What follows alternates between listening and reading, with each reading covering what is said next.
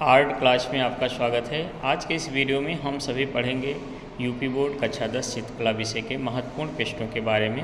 इससे पहले की क्लास में हम सभी पढ़ चुके हैं 1 से लेकर 50 तक प्रश्नों को, और आज हम उससे आगे प्रश्नों को पढ़ेंगे।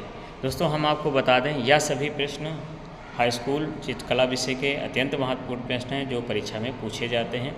तो आप सभी इन प्रश्नों को नोट अवश्य कर लें। तो शुरू करते हैं आज की क्लास। उस कलात्मक शैली को क्या कहते हैं जिसके द्वारा कोई सुंदर आकृति बनाई जाती है? ऑप्शन दिए गए हैं आलेखन कला, प्राकृतिक आलेखन, स्मृति चित्रण, दृश्य चित्रण। तो ऑप्शन नंबर ए सही होता है, आलेखन कला। यहाँ से एक प्रश्न और बनता है कि आलेखन कितने प्रकार के होते हैं? तो आलेखन 4 प्रकार के होते हैं: प्राकृतिक आलेखन, अलंकारिक आलेखन, ज्यामितीय आलेखन और सूक्ष्म आलेखन। तो आपको इन सभी बातों को याद रखना। अगला प्रश्न 51 में दिया गया है, निम्नलिखित में से किसकी सहायता से प्रभावी आलेखन किया जा सकता है? ऑप्शन दिए गए हैं अटूट रेखाओं से, सही है। प्रवाहमयी एवं लयबद्ध रेखाओं से, बिल्कुल सही है। रंगों के प्रभावी उपयोग से, उपयुक्त सभी। तो इसमें जो है ऑप्शन नंबर डी सही होता, उपरोक्त सभी। अगला प्रश्न दिया गया है, आलेखन के लिए कौन सी अनिवार्य शर्त को महत्वपूर्ण माना जाता है? ऑप्शन दिए गए हैं आकर्षक होना, लयपूर्ण होना, व्यवस्थित होना, ये सभी। तो ऑप्शन नंबर डी सही होता है, ये सभी। अगला प्रश्न दिया गया है, फूल, पत्ती और कलियों के संयोजन से बने आलेखन को कहते हैं। ऑप्शन दिए गए हैं प्राकृतिक आलेखन, अलंकारिक आलेखन, ज्यामितीय आलेखन और सूक्ष्म आलेखन। ऑप्शन नंबर ए सही होता है, प्राकृतिक आलेखन। जैसा कि अभी इससे पहले हम पढ़ चुके हैं कि आलेखन कितने प्रकार के होते हैं, तो यही आलेखन आपके हैं: प्राकृतिक आलेखन, अलंकारिक आलेखन, ज्यामितीय आलेखन और सूक्ष्म आलेखन। सूक्ष्म आलेखन को मिश्रित आलेखन भी कहा जाता है। प्राकृतिक आलेखन बनाने के लिए फूल, पत्ती और कलियों के संयोजन से आलेखन बनाते हैं। अलंकारिक आलेखन के लिए चित्रकार प्रकृति की रूपों को थोड़ा सा बदल के जो नया रूप बनाता है वो अलंकारिक आलेखन होता है।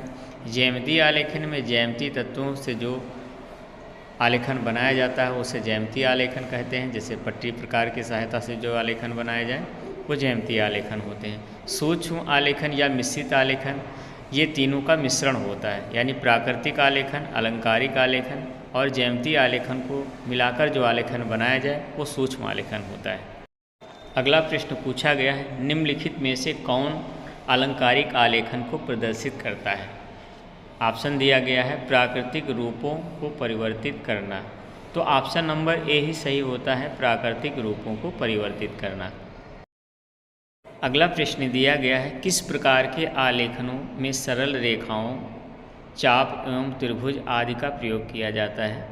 ऑप्शन दिए गए हैं सूक्ष्म आलेखन, बृहद आलेखन, अलंकारिक आलेखन, ज्यामितीय आलेखन। तो ऑप्शन नंबर डी सही होता है, ज्यामितीय आलेखन। ज्यामितीय आलेखन में ही हम चाप या त्रिभुज बनाते हैं। जैसा कि इससे पहले भी हम बताए हैं कि जो पट्टी और प्रकार की सहायता से आलेखन बनाए जाते हैं वह सभी ज्यामितीय आलेखन होते हैं। अगला प्रश्न पूछा गया है, सूक्ष्म आलेखन की रचना किस प्रकार के आलेखन के मिश्रण से होती है? ऑप्शन दिए गए हैं प्राकृतिक, अलंकारिक, ज्यामितीय, ये सभी। तो ऑप्शन नंबर डी सही होता है, ये सभी। सूक्ष्म आलेखन की जो रचना की जाती है, प्राकृतिक आलेखन, अलंकारिक आलेखन और ज्यामितीय आलेखन को मिला के जो नया आलेखन बनाया जाता है वह आपका सूक्ष्म या मिश्रित आलेखन हो जाता है। अगला प्रश्न दिया गया है, निम्नलिखित में से कौन सा सूक्ष्म आलेखन का गुण नहीं है? ऑप्शन दिए गए हैं संतुलन का होना, किसी विशेष रूप का समावेश होना, सारणी बनाना, सजावट का होना। तो ऑप्शन नंबर सी सही होता है, सारणी बनाना। यानी सारणी बनाना जो है यह सूक्ष्म आलेखन का गुण नहीं है। सारणी बनाने के लिए आप प्राकृतिक या अलंकारिक आलेखन बनाते हैं। तो यहाँ पर ऑप्शन नंबर सी सही होता है, सारणी बनाना, ये आपका सूक्ष्म आलेखन का गुण नहीं। अगला प्रश्न दिया गया है, निम्नलिखित में से कौन धरातलीय आलेखन को प्रदर्शित करते हैं? ऑप्शन दिए गए हैं बेडशीट, पर्दे, कपड़े, ये सभी। तो ऑप्शन नंबर डी सही होता है, ये सभी। अगला प्रश्न दिया गया है, निम्नलिखित में से कौन सा आलेखन केंद्रीय आलेखन से संबंधित है? ऑप्शन दिए गए हैं मकानों के फर्श के केंद्रीय भाग का आलेखन, गोलाकार आलेखन, षष्ठभुजाकार आलेखन, उपरोक्त सभी। तो ऑप्शन नंबर डी सही होता है, उपरोक्त सभी। अगला प्रश्न दिया गया है निम्नलिखित में से कौन से आलेखन के तत्व हैं। ऑप्शन दिए गए हैं संतुलन रूप, प्रभाविता, लयात्मकता, ये सभी। तो ऑप्शन नंबर डी सही होता है, ये सभी। अगला प्रश्न दिया गया है एक आवृत्ति द्वारा आलेखन चित्रण के संबंध में कौन सा सही है।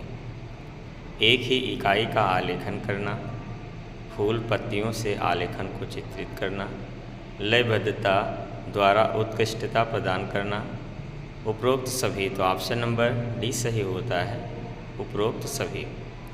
दोस्तों, यह थे कक्षा 10 चित्रकला विषय के